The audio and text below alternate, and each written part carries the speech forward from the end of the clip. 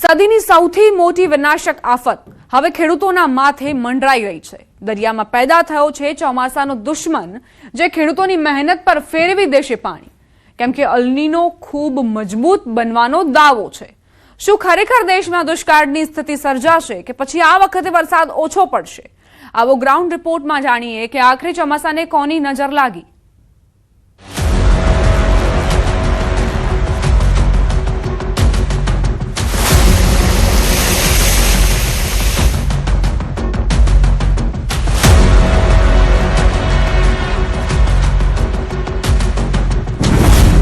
સદીની સૌથી વિનાશક આફત, દરિયામાં પેદા થયો ચોમાસાનો દુશ્મન, ડરામણો અલનીનો બની ગયાનો દાવો, અલનીનો ખૂબ જ મજબૂત બનવાનો દાવો। આ વખતે અલનીનો સ્ટ્રોંગ છે, ખતરનાક અલનીનોની ઘાતક અસર સપ્ટેમ્બરમાં જોવા મળશે।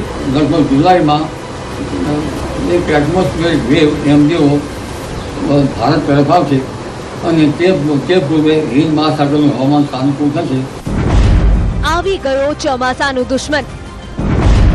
શું હવે વિનાશક આફતના ભંડાણ?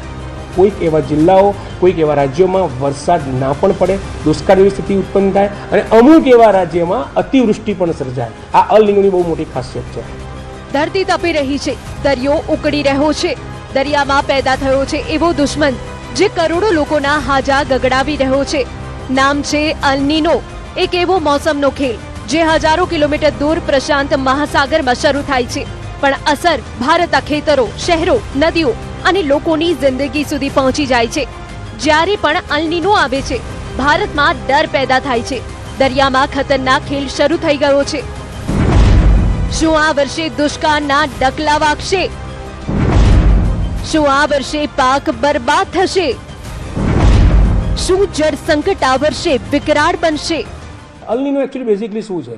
અલ નીનો એવું છે કે જે આપણા આખા વિશ્વ, આપણું આખું જે વિશ્વ છે એનું જે તાપમાન છે, ટેમ્પરેચર છે, કે એની જે ઋતુઓ છે એ આખી એન્ટાર્ટિકા ઉપર નિભેલી હોય। એટલે એન્ટાર્ટિકાનો બરફ કેટલા મેન્ટેન રહે છે એ જેટલો ઓગળે એટલે ઓટોમેટિકલી એ દરિયાની સપાટી ઇન્ક્રીઝ થાય, એટલે પાણીની સ્થિતિમાં વધારો થાય। એના કારણે શું થાય કે પાણીની સ્થિતિ વધારે થાય એટલે દરિયાનું તાપમાન વધી જાય, એ દરિયાનું તાપમાન વધે એટલે આવી અલ નીનો જેવી ઇફેક્ટ ક્રિએટ થાય। તો છેલ્લા આપણે 20 વર્ષથી આપણા વિશ્વ સ્તરે ગ્લોબલ વોર્મિંગના કારણે, એટલે કાર્બન ડાયોક્સાઇડનો બી બહુ અંદર મહત્વનો રોલ છે। કાર્બન ડાયોક્સાઇડનું લેવલ દિવસે દિવસે વધી રહ્યું ડ્યુ ટુ ધ પોલ્યુશન। તો એ પોલ્યુશનના કારણે જે આપણું જે આખું જે સ્ટ્રક્ચર છે, કુદરતી સ્ટ્રક્ચર છે, એમાં ક્યાંક ને ક્યાંક એવા વિક્ષેપો આવ્યા છે જે આવી અલ નીનો જેવી સ્થિતિ ક્રિએટ કરે છે। એટલે અલ નીનોને બેઝિકલી આપણી જો સાયન્સની ભાષામાં કે આપણી જે ગુજરાતી ભાષામાં કે અલ નીનો એટલે ગરમ પવનના વાદળો, એક એની ભાષામાં એવી રીતે આપણે દ્રષ્ટિએ કહી શકાય। અલ નીનો આ વર્ષ ખેડૂતો માટે દુશ્મન બનીને આવ્યું છે। સાદી રીતે સમજીએ તો એવો દુષ્કાળ જે ભાગ્યે જોવા મળે। સામાન્ય ભાષામાં સમજીએ તો જ્યારે પ્રશાંત મહાસાગરના દરિયાનું તાપમાન એવરેજ કરતા 2 ડિગ્રી વધી જાય ત્યારે તે સુપર અલ નીનો કહેવાય છે। ઇતિહાસ સાક્ષી છે, જ્યારે પણ આવો સુપર અલ નીનો આવ્યો છે ત્યારે તે દુષ્કાળ સાથે જ લાવ્યો છે। આમાં દરિયામાં ફૂંકાતા પવનો સાવ નબળા પડી જાય છે અને ગરમ પાણીનો પ્રવાહ પણ બદલાઈ જાય છે। આનાથી ભારત પર હવાનું ભારે દબાણ ઊભું થાય છે, જે આપણા વરસાદ લાવતા પવનોને આવતા જ અટકાવે છે। 1876માં ભયંકર દુષ્કાળ અને ભૂખમરો, 1982માં લાખો ખેડૂતો પાયમાલ થયા, 1997માં પોઝિટિવ ડાયપોલથી ભારત બચ્યું, 2015માં મહારાષ્ટ્રમાં ખેતી ખલ્લાસ થઈ ગઈ। આ વખતે ચોમાસું હાલત ગોળક સ્થિતિમાં રહેશે।